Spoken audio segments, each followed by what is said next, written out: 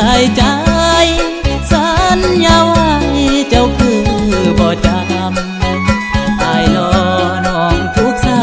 คำรองามคำอยู่ที่แค่ทางยามคิดเห็นหน้าเจ้าคิดแล้วเศร้าจนอายน้อยใจคิดว่าอยากโดดน้ำตาแต่ก็อายไทยบ้านสีสาน้องบ่อีตนบ่ใจคนรอสิขาดแล้วนะจังไงอายก็สิหาจนน้องกลับมานำคงบ้านอย่าได้ลืมบ้านเก่าเด้อน้องสาวบ้านเกิดเมืองนอนอย่าเป็นดังนกลืมคนลงอ่อนซอนทำสังคมเขานำกงมีคุณมีสายแต่น้ำใจอายยังคือเก่าอย่าลืมผู้บ่าวบ้านเฮากับเถิดสาวอายนี่ยังรอกับเถิดสาวอายนี่ยังรอ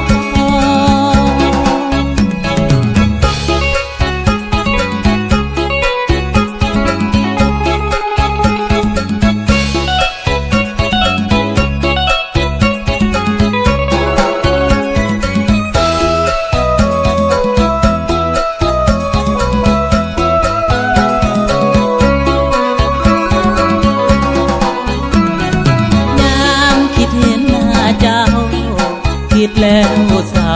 จนอายน้อยใจคิดว่าอยากโดดน้ำตาแต่ก็อายไทยบ้านสีสา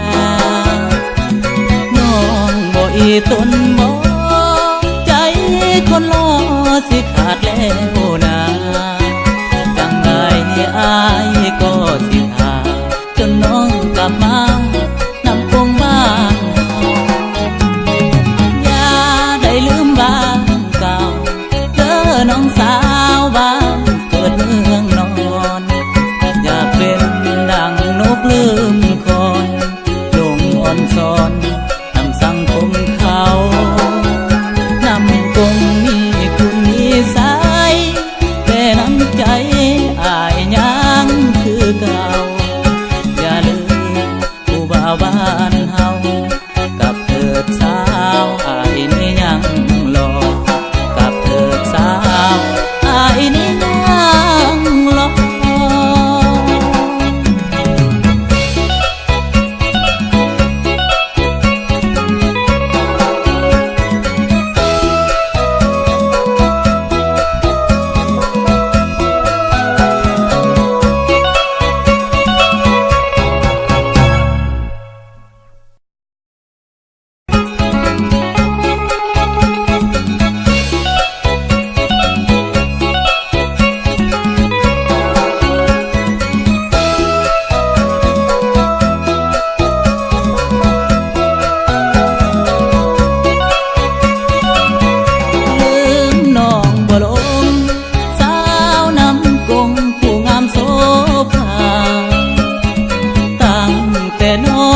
จากลาอายห่วงหาคิดฮอดบ่สาวจักว่าเจ้าเป็นจังไดน้องสำไห้บ่คืนบ้านเฮาบ่เห็นน้องส่งข่าวข้างมาบ้านเฮาก็ให้หูนำน้องได้อยู่เมืองหลวงเอ้ยบ่ห่วงบ้านนอกบ้านนาได้ไปลาอาบน้ำป่าป่าลืมบ้านข้าแล้วน้องคนงาม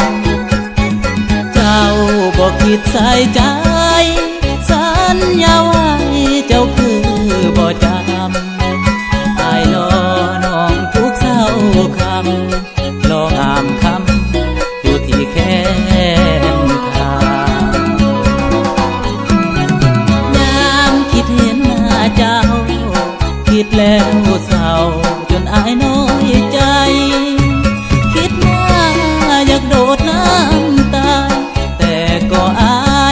บ้านสีสาน้องบ่อีตนบ่ใจคนรอ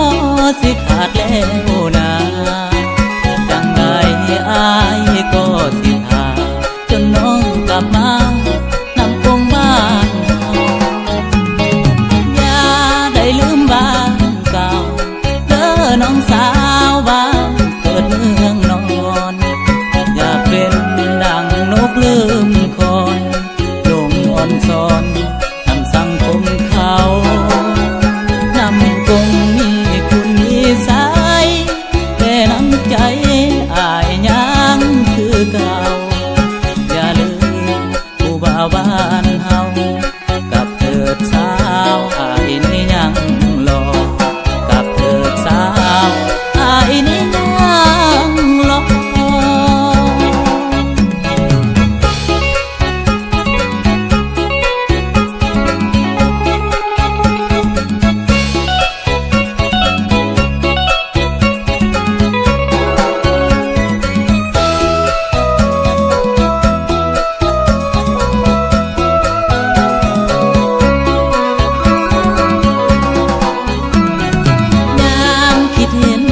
เจ้า